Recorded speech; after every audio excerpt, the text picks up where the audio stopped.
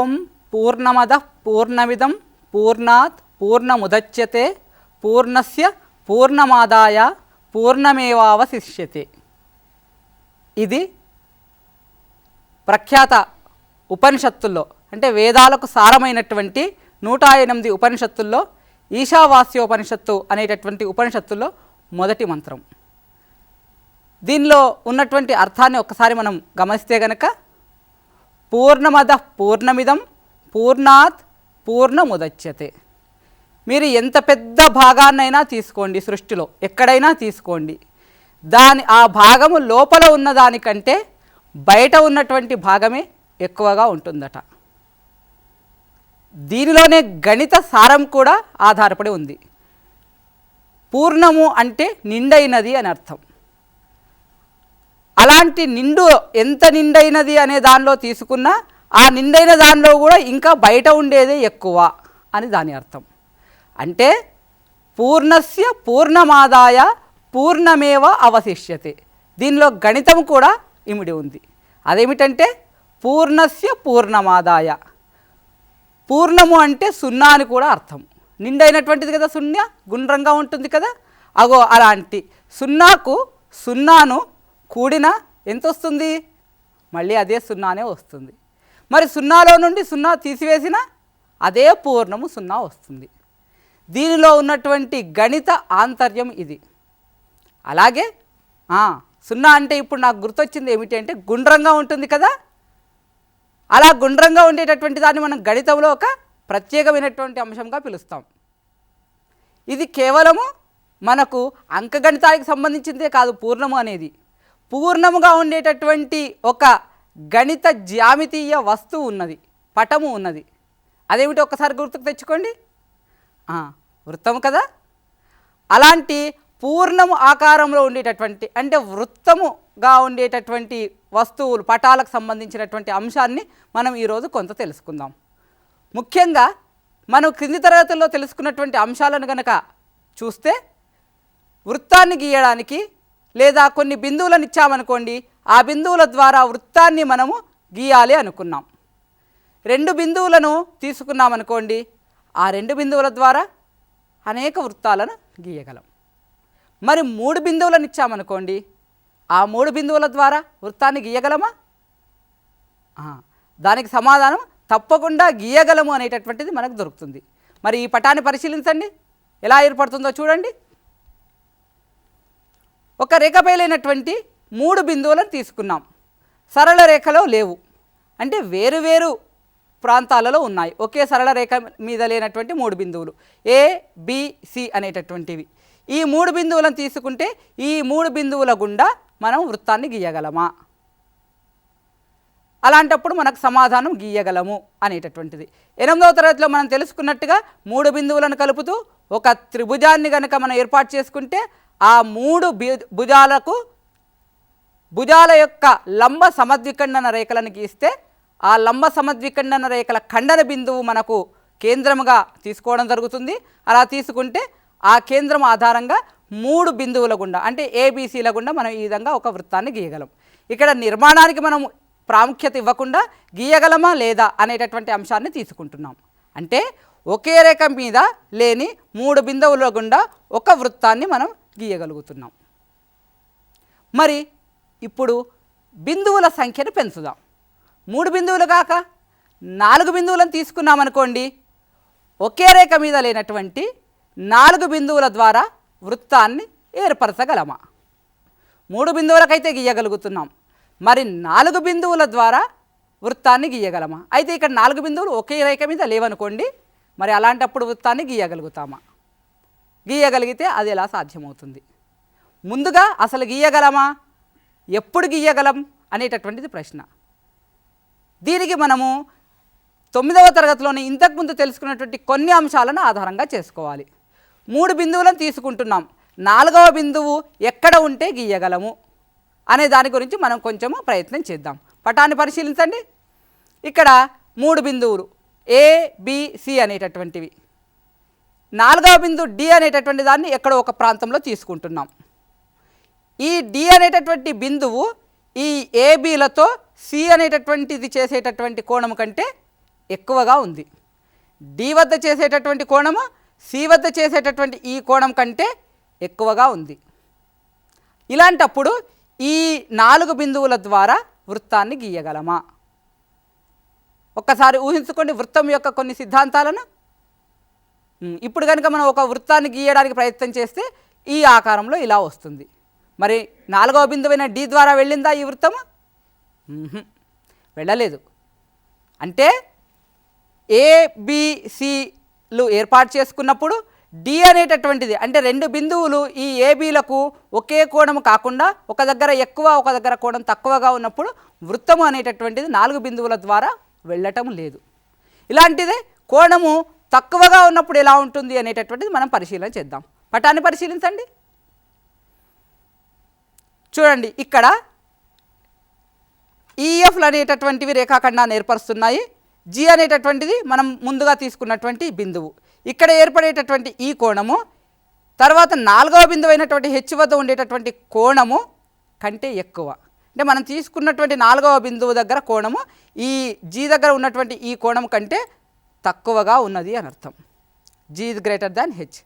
ఇలా ఉంటే గీయగలుగుతున్నామా? ఇప్పుడు కూడా గీయలేకపోతున్నాము. మీరు ప్రాక్టికల్గా కూడా దీనిని చేసి చూడవచ్చు. అంటే ఎక్కడైతే 3 బిందువుల ద్వారా మనం గీయగలుగుతున్నామో 4వ బిందువు దగ్గర ఆ 2వ బిందువు దగ్గర ఉన్నటువంటి కోణము కంటే ఎక్కువ కానీ తక్కువ కానీ ఉంటే మనము వృత్తాన్ని ఆ 4 బిందువుల ద్వారా గీయలేకపోతున్నాం, ఏర్పాటు చేయలేకపోతున్నాం. ఇప్పుడే మనకి ఇంకొక ప్రశ్న ఎదురవుతుంది. మరి ఎప్పుడు గీయగలుగుతాము? 2 ఆప్షన్స్ అయిపోయాయి. ఎక్కువగా ఉన్నా కోణము తక్కువగా ఉన్నా మనము వృత్తాన్ని ఏర్పాటు చేయలేకపోతున్నాం. అంటే ఇమీడియట్గా మనకు స్ఫురించేటటువంటి అంశం ఏమిటి? సమానంగా ఉంటే గీయగలము అనేటటువంటి ఒక ప్రశ్న ఏర్పడుతున్నది. మరి అలా ఉంటే మనం గీయగలమా, నిర్మించగలమా, ఏర్పాటు చేయగలమా? పరిశీలిద్దాం. ఇప్పుడు చూడండి పటాన్ని. ఏబి అనేటటువంటిది ఒక రేఖాఖండం. ఈ ఏబి అనేటటువంటి రేఖాఖండానికి ఒకే వైపున 2 బిందువులు ఉన్నాయి.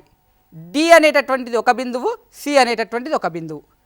డి వద్ద ఉన్నటువంటి ఈ కోణానికి సమానమైనటువంటి కోణముతో సి అనే బిందువు దగ్గర ఏర్పాటు చేస్తూ ఉన్నది. డి దగ్గర ఏర్పడినటువంటి కోణము, సి దగ్గర ఏర్పడినటువంటి కోణము రెండూ కూడా సమానంగా ఉన్నాయి.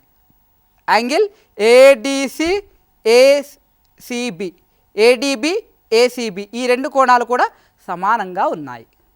మరి ఇలా సమానంగా ఉన్నప్పుడు మనం వృత్తాన్ని గీయగలమా, ఏర్పాటు చేయగలమా?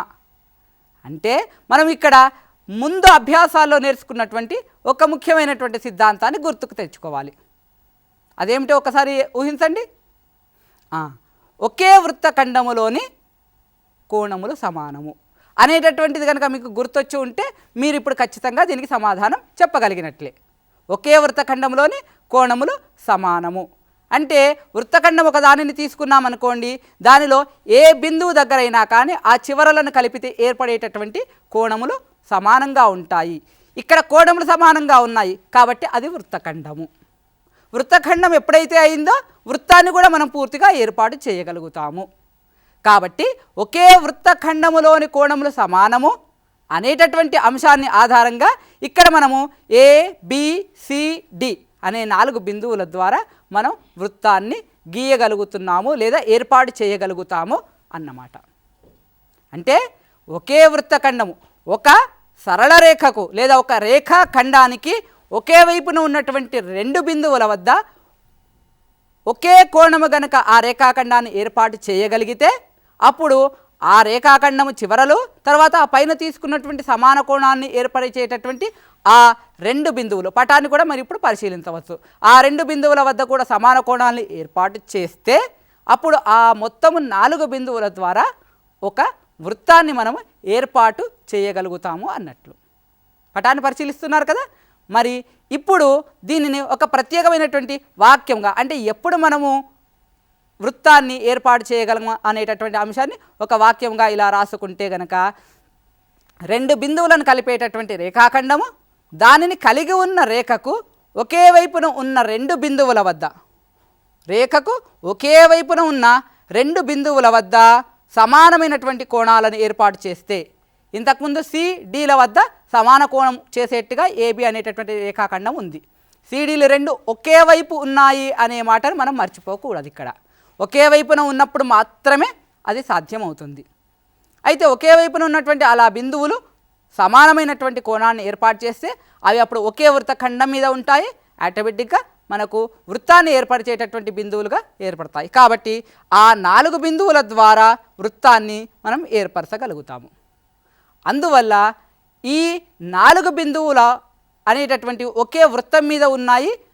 అందువల్ల వాటిని మనం చక్రీయ బిందువులు అంటాం. వృత్తం మీద ఉన్నాయి కాబట్టి ఆ 4 బిందువులను కూడా మనం చక్రీయ బిందువులు అనేటటువంటి పేరుతో పిలుస్తాం. మరి చక్రీయ బిందువులు అంటే ఏమిటి, చక్రీయ బిందువుల ద్వారా ఏర్పడేటటువంటి పటం ఏమిటి అనేది మనం ఒకసారి నిర్వచనాన్ని రాసుకుందాం. అన్ని శీర్షాలు ఒకే వృత్తముపై ఉన్నటువంటి చతుర్భుజాన్ని చక్రీయ చతుర్భుజము అని అంటాం. ఇంతకుముందు 4 బిందువులను మనం వృత్తం మీద ఉన్నాయి అనుకున్నాం కదా, అలా గనక వృత్తం మీద ఉంటే ఆ బిందువులను చక్రీయ బిందువులు అంటాము. దాని ద్వారా ఏర్పడేటటువంటి పటాన్ని చక్రీయ పటము అంటాం. ఒకవేళ కనుక 4 బిందువులే అయితే అది చక్రీయ చతుర్భుజం అవుతుంది. అంతకంటే ఎక్కువ బిందువులు కనుక అయితే బహుభుజి అవుతుంది. దానిని చక్రీయ బహుభుజి అంటాం. ఇక్కడ మనము నిర్వచనాన్ని చతుర్భుజానికి ఆపాదించుకుంటున్నాం. అన్ని శీర్షాలు ఒకే వృత్తంపై గనక ఉంటే అలాంటి చతుర్భుజాన్ని చక్రీయ చతుర్భుజము అంటాం. ఈరోజు తరగతిని మనము చక్రీయ చతుర్భుజానికి సంబంధించినటువంటి ముఖ్యమైనటువంటి సిద్ధాంతాన్ని తెలుసుకోవడానికి ఉపయోగించుకుందాం. దాంట్లో చక్రీయ చతుర్భుజానికి సంబంధించినటువంటి ధర్మాలు ఏమిటి, దానిని మనము ఏ విధంగా నిరూపిస్తాము, దానికి సంబంధించినటువంటి మరిన్ని అంశాలు ఏమిటి అనేటటువంటిది మనం ఇప్పుడు తెలుసుకుందాం. మరి సిద్ధాంతాన్ని మనము తెలుసుకునే ముందు కొంత దానికి సంబంధించినటువంటి ముందుగా చిన్న ప్రాక్టికల్స్ కూడా మనం చేసుకుందాం. పరిశీలించండి. మరి ఇక్కడ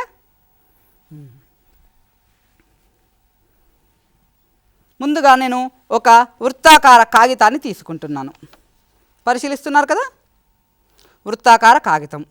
ఈ వృత్తాకార కాగితానికి నేను చివరలను కలుపుతూ ఒక చక్రీయ చతుర్భుజాన్ని శీర్షాలు అన్నట్టుగా ఈ చివరిలో ఉన్నటువంటి శీర్షాలుగా తీసుకుంటే ఈ ఏర్పడినటువంటి చక్రీయ చతుర్భుజం అవుతుంది.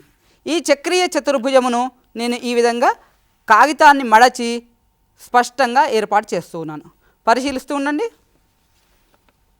ఈ అంచులను ఈ విధంగా మడుస్తూ ఉన్నాను. మీరు కూడా ఈ తరగతి అయిపోయిన తర్వాత ఇంటి దగ్గర మీ తరగతి గదిలో కూడా ఏర్పాటు చేసుకోవచ్చు. ఇప్పుడు చక్రీయ చతుర్భుజం ఈ విధంగా ఏర్పడింది. వృత్తం యొక్క చివర్లే కాబట్టి ఇది స్పష్టంగా చక్రీయ చతుర్భుజం యొక్క పటమే. ఇప్పుడు దీనిని నేను అంచులను మరికొంత మడుస్తూ ఉన్నాను. చూడండి, ఈ విధంగా ఈ 2 అంచులను ఇక్కడ ఉన్నటువంటి ఈ 2 అంచులను కూడా ఈ విధంగా ఒక దగ్గరికి తీసుకొని వచ్చాను. ఇలా తీసుకొని రావడం వల్ల ఈ 2 శీర్షాలు కూడా, ఇవి శీర్షాలు ఇక్కడ ఉన్నటువంటివి, ఈ శీర్షాలు రెండింటిని కూడా ఈ విధంగా నేను ఇలా మడిచాను. మడిచినప్పుడు ఇక్కడ ఏర్పడినటువంటి ఈ 2 కోణాలు, ఇదొక శీర్ష కోణము, ఇది మరొక కోణము. ఈ 2 శీర్షాల యొక్క కోణాలు కూడా ఒక దగ్గరికి ఏకీభవించడం వలన ఒక ప్రత్యేకమైనటువంటి కోణం ఏర్పడుతూ ఉన్నది. ఇదేమిటో మీరు ఊహించగలరా? 2 ఎదురెదురుగా ఉన్నటువంటి ఈ కోణము, ఈ కోణాన్ని నేను ఈ విధంగా మడిచాను. ఇప్పుడు అంచులను ఇక్కడ మడచడం వల్ల ఇక్కడ ఏర్పడినటువంటి ఈ కోణాలు ఒక ప్రత్యేకమైనటువంటి కోణాన్ని ఏర్పాటు చేస్తున్నాయి. ఇక్కడ రెండవ చివర్లను కూడా మనం అదే విధంగా చేద్దాం.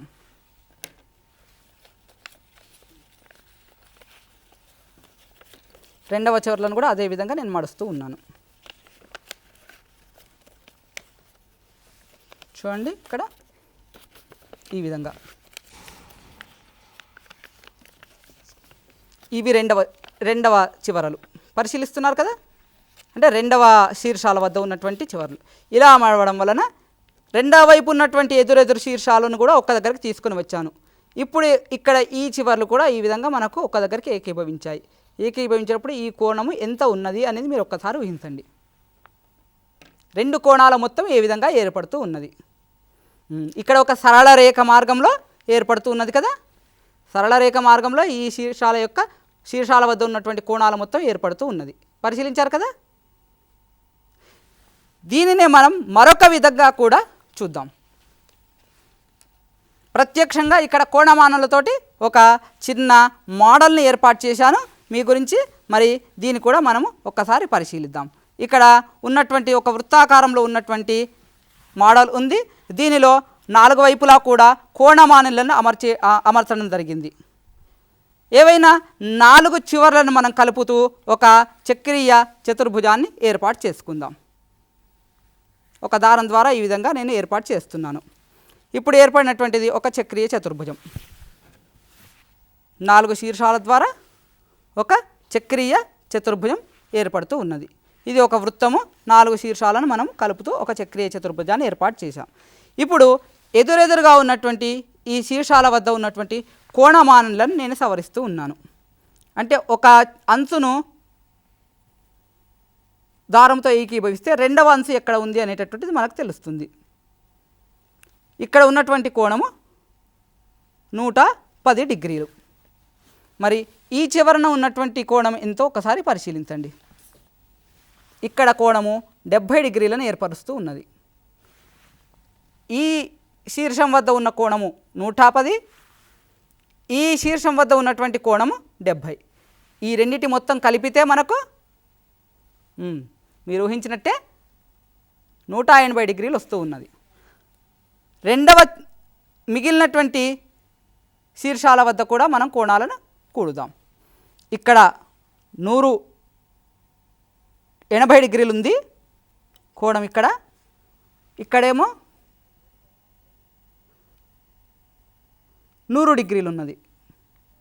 ఇక్కడ కోణము 100 డిగ్రీలు ఏర్పడుతూ ఉన్నది.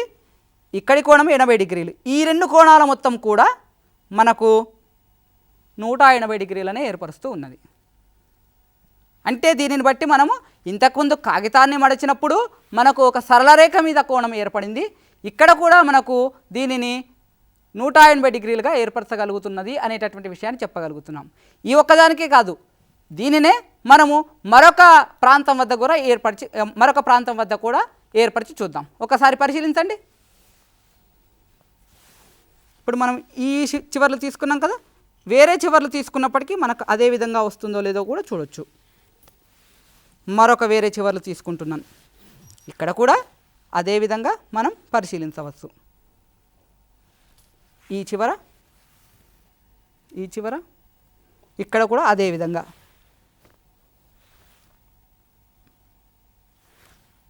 110, 70. ఇక్కడ 70 డిగ్రీలు, ఇది 110 డిగ్రీలు, కలిపితే 180. మిగతా మొత్తం ఆటోమేటిక్గా 180 డిగ్రీలు అవుతుంది.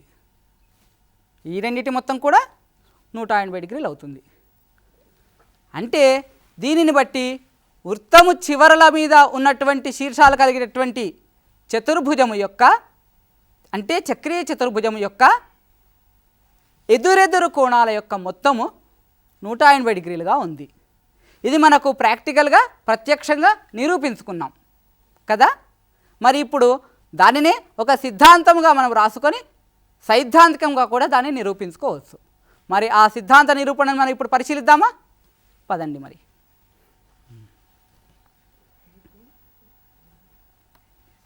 సిద్ధాంతము మరి రాసుకుందామా? చక్రీయ చతుర్భుజములో అభిముఖ కోణాలు సంపూరకాలు. సిద్ధాంతంలో పదాలు అనేటటువంటి కొంచెం సంక్లిష్టంగా ఉన్నాయి. వాటిని మనం ఇంతకుముందు అర్థం చేసుకున్నాం కాబట్టి మనకిప్పుడు సులభము. చక్రీయ చతుర్భుజంలో అభిముఖ కోణాలు అంటే ఎదురెదురుగా ఉండేటటువంటి కోణాలు. నిర్వచనాన్ని పరిశీలిస్తూ ఉన్నారు కదా. ఎదురెదురుగా ఉండేటటువంటి కోణాలు అంటే ఈ రెండు కోణాల మొత్తము 180 డిగ్రీలు, అదేవిధంగా ఈ రెండు కోణాల యొక్క మొత్తం కూడా 180 డిగ్రీలు. దానినే మనం సంపూరకాలు అంటాం. 180 డిగ్రీలను మొత్తముగా ఏర్పరుస్తూ ఉన్నది అని అర్థం. మరి ఈ సిద్ధాంత నిరూపణలో మనకు కొన్ని అంశాలు అనేటటువంటి ఉంటాయి. దత్తాంశమని, సారాంశమని, నిర్మాణమని, తర్వాత నిరూపణలో వచ్చేటటువంటి అంశాలు ఉపపత్తిలో ఉంటాయి. మరి వాటిని మనము స్టెప్ బై స్టెప్గా రాసుకుందామా? ముందుగా దత్తాంశాన్ని రాసుకోండి. దత్తాంశము ఇక్కడ ఒక చక్రీయ చతుర్భుజం అనేది ఉంది. ABCD అనేటటువంటి చక్రీయ చతుర్భుజం. ఈ చక్రీయ చతుర్భుజానికి కేంద్రాన్ని మనము O అనేటటువంటి బిందువు దగ్గర ఏర్పాటు చేసుకుంటున్నాం. ఏబిసిడి అనేటటువంటిది ఒక చక్రీయ చతుర్భుజము, దాని యొక్క కేంద్రము ఓ, వృత్త కేంద్రము ఓ. మరి ఇప్పుడు మనం నిరూపించాల్సింది ఏమిటి? చక్రీయ చతుర్భుజములో అభిముఖ కోణాల మొత్తం 180 డిగ్రీలు కాబట్టి దానిని మనం సారాంశంగా రాసుకుంటాం. మరి సారాంశంగా రాసుకుందామా? ఇప్పుడు మరి పరిశీలించండి. సారాంశంలో మనం రాసుకోవాల్సినటువంటిది ఎదురెదురు కోణాలు angle B plus angle D is equal to 180 డిగ్రీలు. Angle B plus angle D is equal to 180 డిగ్రీలు. ఇది ఒక అభిముఖ కోణాలు. ఇంకొక అభిముఖ కోణాల మొత్తము కూడా 180 డిగ్రీలే. అంటే యాంగిల్ బిఏడి, బిఏడి అంటే ఇక్కడ ఉన్నటువంటి ఈ కోణము ప్లస్ ఇక్కడ ఉన్నటువంటి ఈ కోణం, ఈ రెండు కోణాల మొత్తం కూడా 180 డిగ్రీలే అవుతుంది. కాబట్టి ఎదురెదురు కోణాల మొత్తము 180 డిగ్రీలు అనేటటువంటి అంశాన్ని మనము నిరూపించాల్సి ఉంటుంది. ఇది మనం సారాంశంలో రాసుకుంటున్నాం. మరి ఇప్పుడు మనము సిద్ధాంతాన్ని నిరూపించడానికి అవసరమైనటువంటి కొంత అదనపు నిర్మాణాన్ని మనం చేపట్టుకుంటాం. దానిని నిర్మాణములో రాసుకుంటాం. మరి ఆ నిర్మాణం ఏమిటి అనేటటువంటిది ఇప్పుడు పరిశీలించండి. నిర్మాణం లోపల మనము రెండు వ్యాసార్థాలను గీసుకుంటున్నాం. ఓఏ, ఓసి అనేటటువంటి రెండు వ్యాసార్థాలను నిర్మాణం చేసుకుంటున్నాను. ఈ విధంగా ఓను ఏతో కలిపి ఓఏ వ్యాసార్థాన్ని గీస్తున్నాను. అదేవిధంగా ఓను సితో కలిపి ఓసి వ్యాసార్థాన్ని గీశాను. ఈ రెండు కూడా మనము మొదటగా ఇచ్చినటువంటి పటానికి అదనంగా తీసుకున్నటువంటి నిర్మాణాలు. అందువల్ల ఈ అంశాలను మనము నిర్మాణములో రాసుకుంటాం. మరి నిర్మాణం అయిన తర్వాత మనం ఉపపత్తి లోపల సిద్ధాంత నిరూపణ స్టెప్స్ని రాసుకుంటాం. దానికి ముందు ఒక ముఖ్యమైనటువంటి అంశాన్ని మనము గుర్తు చేసుకోవాలి.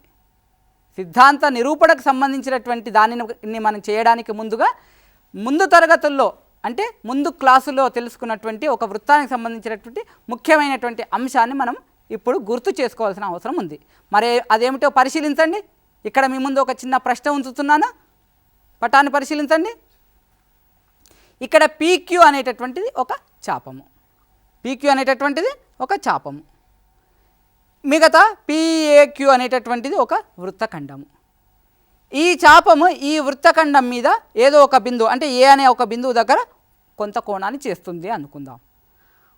ఆ కోణానికి ఓ అంటే కేంద్రం వద్ద చేసేటటువంటి కోణానికి ఏమైనా సంబంధం ఉందా? పిఓక్యూ అదేవిధంగా పిఏక్యూ ఈ రెండు బిందువుల మధ్య ఉన్నటువంటి ఈ రెండు బిందువుల వద్ద కోణాల మధ్య ఏమైనా సంబంధం ఉందా? ఒక్కసారి గుర్తుకు తెచ్చుకోండి. ఇంతకుముందే ఆల్రెడీ దాన్ని మీరు చదువుకొని ఉంటారు కాబట్టి మీకు ఒకదానికొకటి రెట్టింపు అనేటటువంటి అంశం మీకు ఈ పాటికే గుర్తుకు వచ్చి ఉంటుంది. ఓకే, పరిశీలించండి. ఏ వద్ద ఉన్నటువంటి కోణము, ఓ వద్ద ఉన్నటువంటి ఈ కోణము మొదటి దానికి రెండవది రెట్టింపు అనేటటువంటిది మనం స్పష్టంగా చెప్పవచ్చు. అంటే పిఓక్యూ అనేటటువంటిది పిఏక్యూకు రెట్టింపు. కేంద్రం వద్ద కోణము మిగతా వృత్తఖండములోని కోణానికి రెట్టింపు అనేటటువంటి అంశాన్ని మనం ఇక్కడ చెప్పవచ్చు. డబల్ ఉంటుంది. అంటే ఒక దగ్గర అంటే మిగతా వృత్తఖండంలో 60 డిగ్రీలు కనుక ఉంటే కేంద్రం వద్ద అది 120 డిగ్రీలు ఉంటుంది. మిగతా వృత్తఖండంలో 40 డిగ్రీలు ఉంటే కేంద్రం వద్ద అది 80 డిగ్రీలు ఉంటుంది అనేటటువంటి అంశాన్ని మనం స్పష్టంగా చెప్పవచ్చు. అంటే వృత్తములో ఒక చాపము కేంద్రం వద్ద చేసేటటువంటి కోణము మిగిలిన వృత్తముపై ఏ బిందువు వద్ద చేయు కోణానికైనా కానీ రెట్టింపుగా ఉంటుంది అనేటటువంటి అంశాన్ని మనం ఒక్కసారి గుర్తుకు చేసుకుంటే సిద్ధాంత నిరూపణలో ఈ అంశం మనకు బాగా ఆఖరికి వస్తుంది. కాబట్టి దీనిని దృష్టిలో పెట్టుకొని మనం సిద్ధాంతాన్ని ఇప్పుడు నిరూపిద్దాం. మరి ఉపపత్తిలోకి వెళదామా? పటాన్ని పరిశీలించండి. ఉపపత్తి లోపల ఏడిసి అనేటటువంటిది ఒక చాపము లేదా వృత్తఖండము. ఇక్కడి నుంచి ఇక్కడి వరకు ఉన్నటువంటిది ఒక వృత్తఖండంగా మనం తీసుకుంటున్నాం. తీసుకుంటే బి అనేటటువంటిది మిగతా వృత్తఖండంలోని బిందువు. బి అనేటటువంటిది మిగతా వృత్తఖండంలో ఉన్నటువంటి బిందువు. ఈ భాగంలో ఉన్నటువంటిది. మరి ఈ బి వద్ద ఉండేటటువంటి కోణం ఎలా ఉంటుంది, లేదా కేంద్రం వద్ద ఉన్న కోణానికి బి వద్ద ఉన్న కోణానికి సంబంధం ఏమిటి? ఇంతకుముందే మనం గుర్తు చేసుకున్నాం. కేంద్రం వద్ద కోణము మిగతా వృత్తఖండంలోని కోణానికి డబల్, అంటే రెట్టింపు. కాబట్టి ఏఓసి ఇక్కడ ఉన్నటువంటి ఈ కోణము మిగిలిన వృత్తఖండంలోని కోణానికి, అంటే ఈ కోణానికి రెట్టింపు. దీనినే మనం ఒక సమీకరణముగా రాసుకోవచ్చు. అంటే ఏఓసి అనేటటువంటి కోణము బి కోణానికి రెట్టింపు. దీనిని కొంచెం మార్చి రాసుకుంటే బి కోణాన్ని మనం ఆధారంగా చేసుకొని రాస్తున్నాము అనుకుంటే బి ఈజ్ ఈక్వల్ టు ఏఓసిలో సగము అనే అంశాన్ని ఇప్పుడు నేను రాస్తూ ఉన్నాను. Angle B is equal to 1/2 angle AOC. AOC కోణములో సగము యాంగిల్ బి కోణం అవుతుంది. మరి ఒక అంశాన్ని మనం ఇప్పుడు తీసుకున్నాం. ఇదే విధంగా ఇదే పటంలో రెండవ కోణాన్ని, అంటే డి కోణాన్ని మనము కనుగొనడానికి ప్రయత్నం చేద్దాం. పటాన్ని పరిశీలించండి. ఇక్కడ ఏబీసీని మనం ఒక వృత్తఖండంగా తీసుకుంటున్నాం. ఈ భాగాన్ని ఇప్పుడు వృత్తఖండంగా తీసుకుంటున్నాం. దానికి ఎదురుగా ఉన్నటువంటి వృత్తఖండం ఏడీసీ. ఇప్పుడు ఇటువైపు నుంచి మనము దృష్టిలో ఉన్నట్టుగా మనం ఆలోచించుకుంటే, చూస్తూ ఉన్నట్టుగా ఆలోచించుకుంటూ ఉంటే, ఒక్కసారి పటాన్ని పరిశీలిస్తే కనుక ఏఓసి అనేటటువంటిది అధిక వృత్తఖండంలోని కోణము. కాబట్టి అది మనకు కావాలంటే ఇక్కడ డి కోణానికి, ఇక్కడ ఉన్నటువంటి ఈ కోణానికి రెట్టింపుగా ఉంటుంది. వృత్తములో కేంద్రం వద్ద కోణము మిగతా వృత్తఖండంలోని కోణానికి రెట్టింపు, కాబట్టి మనకు డి వద్ద ఉన్న కోణానికి రెట్టింపుగా ఉంటుంది. మేజర్ అంటే ఎక్కువగా ఉన్నటువంటి అధికతరమైనటువంటి ఏఓసి అనేటటువంటి కోణం, మేజర్ పార్ట్ ఆఫ్ ది వృత్తంలోని వృత్తఖండం అన్నట్టు. సో ఇప్పుడు మనము ఏమని రాయొచ్చు అంటే major part of the AOC అంటే అధికతరమైనటువంటి అధిక వృత్తఖండంలోని కోణం AOC is equal to 2 times angle D, 2 into angle D. మనకు కావాల్సింది డి కోణం, కాబట్టి D is equal to major part of AOC angle by 2 అని రాసుకోవచ్చు. అంటే రెండును ఎడమవైపుకు తీసుకొచ్చామనుకోండి, దాని సమీకరణం ఈ విధంగా మారుతుంది. కాబట్టి angle D is equal to 1/2 అధికతర కోణమైనటువంటి ఏఓసి అని మనం చెప్పుకోవచ్చు. ఇప్పటి వరకు మనము సిద్ధాంత నిరూపణలో 2 కోణాలను సంపాదించుకున్నాం. ఏమేమిటి? B కోణము, D కోణము. ఈ 2 కోణాలను ఒక దగ్గర మనం రాసుకొని వాటిని రెండింటిని కూడడానికి ప్రయత్నం చేద్దాం. Angle B is equal to 1/2 angle AOC ఒకటి, ఇంకొకటి angle D is equal to 1/2 major part of the angle AOC. ఈ రెండింటిని మనము కూడామనుకోండి, angle B plus angle D is equal to 1/2 angle AOC, ఇక్కడ ఉన్నటువంటి దాన్ని నేను రాస్తూ ఉన్నాను, plus major part of the angle AOC into 1/2. ఇప్పుడు ఈ రెండింటిలో కూడా ఇక్కడ 1/2 ఉంది, ఇక్కడ 1/2 ఉంది. కాబట్టి ఈ రెండింటిని కూడామనుకోండి, కామన్ తీస్తే 1/2 into AOC plus major part of the angle AOC. ఇక్కడ ఏఓసి అనేటటువంటిది ఈ చిన్న భాగము, major part of the AOC అంటే ఈ పెద్ద భాగం, ఈ మొత్తం